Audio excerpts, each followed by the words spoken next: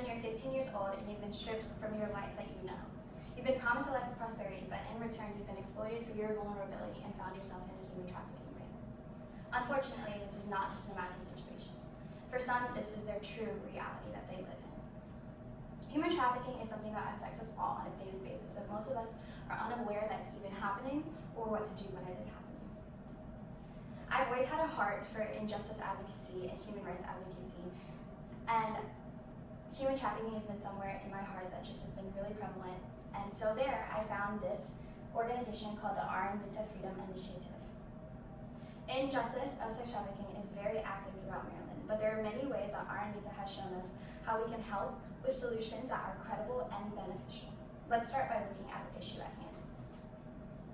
Men, women, and children are being trafficked on a daily basis, and Homeland Security defines it as the use of force, fraud, or coercion to obtain some type of labor or commercial sex act. The U.S. State Department estimates that 600 to 800,000 people are trafficked across state borders every year. Trafficking is the least served, least recognized, and least funded victim population, while it is also still the largest growing industry in the entire world. According to the Human Traffic Hotline, Maryland is ranked 4th highest among top states per capita in the trafficking in the last year. 56% of these cases were under the age of 17. Maryland Human Trafficking explains that Maryland's high rate of trafficking rates has come from I-95, I-70, the high number of airports in the state, the mix of wealth and poverty dynamic, and the midpoint along the East Coast, which is very popular for human trafficking. When interviewed by the Baltimore Magazine, an unnamed survivor said, "We are talking about 15, 16, 17-year-olds who have been sexually assaulted, raped up to 20 times a day. None of the money goes to us. You feel like a piece of bubble gum that someone discarded, and who picks up a used piece of bubble gum off the street?" Clearly, there are devastating effects, and there needs to be relief immediately, but thankfully, there are organizations that are state, nation, and worldwide that focus on this issue. An organization I would like to focus on is the Araminta Freedom Initiative. It was founded in 2010 by 8 different people in different professions, but all with the same goal of relief to this injustice. Its mission statement is to awaken, equip, and mobilize the church and community in Maryland to end human trafficking through education, prevention strategies, and restorative survivor services.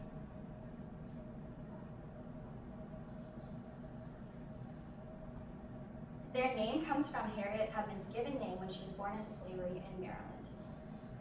They have attributed Harriet Tubman to be a very responsible person to be the forefront of this organization because of all that she's done to free those in slavery, and today, especially when we're looking at modern day slavery. Araminta quotes saying, "Harriet Tubman's legacy shows us that ordinary people can change the course of history. We believe our volunteers will change the course of the lives of many children." Now let's look at what these ordinary people can do. The 4 main areas that they focus on are, number 1, to awaken, equip, and mobilize. This is important because we need to educate and create awareness about the issue in our everyday lives. Number 2 is education and prevention strategies. This can be through training seminars or presentations because it's important to understand what to do in a situation that you recognize trafficking or you see a vulnerable person and how to prevent them finding themselves in the same situation. Third is through community restoration, and that is through different events and mentorship programs. And then 4th is having productive, contributing members of societies that have been survivors.